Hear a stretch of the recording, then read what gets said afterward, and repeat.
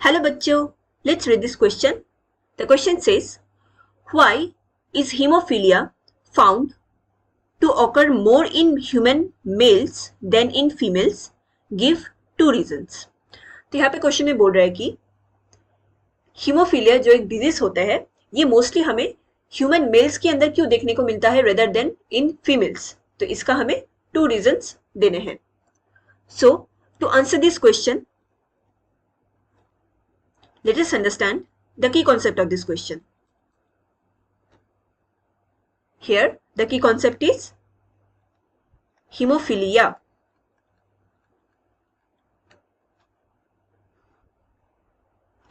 So, hemophilia ये sex linked और X linked disorder होते हैं.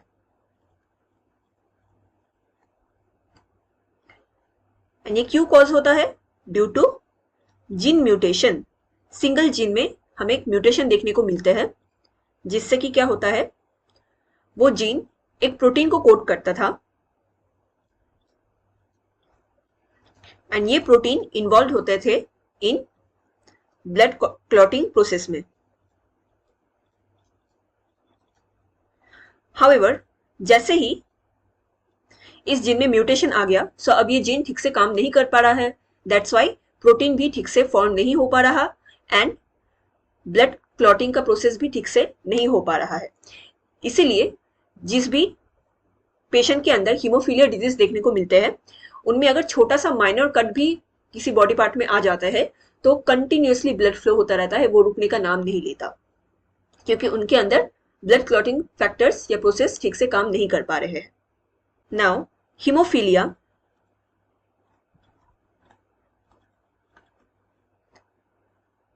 it is mostly seen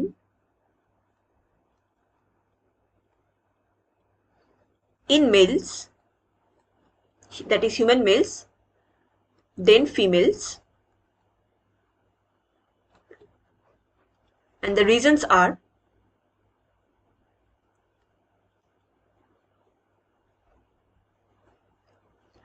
पहला रीजन है it is an x linked disorder.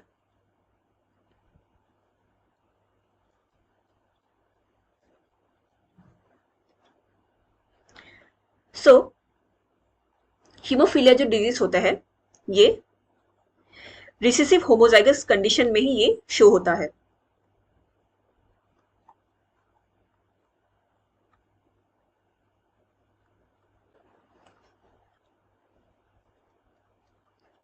That is दोनों ही अगर रिसेसिव एक्स प्रेजेंट हो तो ही ये डिजीज शो होता है. नाउ मेल्स के केस में क्या होता है, इनके अंदर हमें एक एक्स क्रोमोसोम देखने को मिलते हैं एंड दूसरा वाई. सो अगर एक मेल अफेक्टेड है तो यहाँ पे ऑलरेडी जो रिसेसिव एक्स क्रोमोसोम है, रिसेसिव एक्स क्रोमोसोम यहाँ पे आ जाते हैं एंड वाई से कोई रिलेशन नहीं है हीमोफीलिया डिजीज का. सो एक ही एक्स फैक्टर से ये मेल अफेक्टेड हो जाते हैं. हाउएवर फीमेल्स के केस में क्या होता है, इनके अंदर दो एक्स क्रोमोसोम प्रेजेंट है. सो सपोज अगर इस फीमेल में एक अफेक्टेड एक्स क्रोमोसोम है एंड दूसरा नॉर्मल एक्स क्रोमोसोम है, तो इस केस में जो फीमेल है ये नॉट अफेक्टेड रहेगा. मतलब इसमें डिजीज का सिम्टम शो नहीं होगा. हाउएवर ये एज ए कैरियर ये डिफेक्टिव जीन को नेक्स्ट जनरेशंस में स्प्रेड करते रहेंगे. सो फीमेल को अफेक्टेड होने के लिए इट इज इंपॉर्टेंट कि दोनों ही एक्स क्रोमोसोम होमोजाइगस कंडीशन में हो, तभी उनमें डिजीज शो होता है. नाउ जो दूसरा फैक्टर होता है वो है inheritance.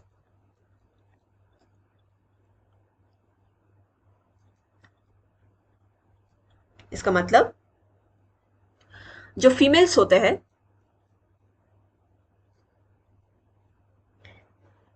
They pass down the defective gene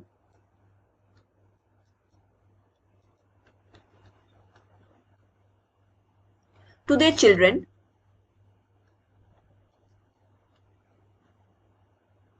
without showing any symptom.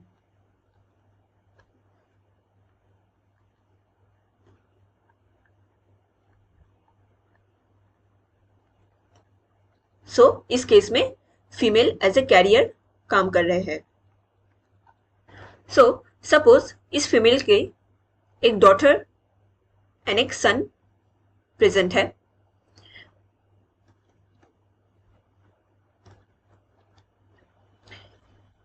And in दोनों को ही इस फीमेल ने डिफेक्टिव एक्स क्रोमोसोम को पास डाउन कर दिया.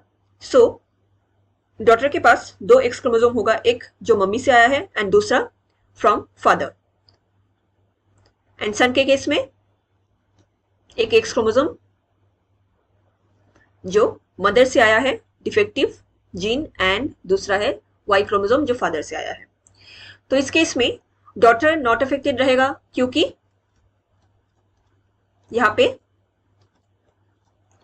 एक डिफेक्टिव एक्स क्रोमोसोम है लेकिन दूसरा फंक्शनल एक्स क्रोमोसोम भी प्रेजेंट है जो कि आराम से कोड कर देगा उस प्रोटीन को जो रिस्पॉन्सिबल है ब्लड क्लॉटिंग फैक्टर्स के लिए. तो यहाँ पे डिजीज का सिम्टम हमें देखने को नहीं मिलेगा.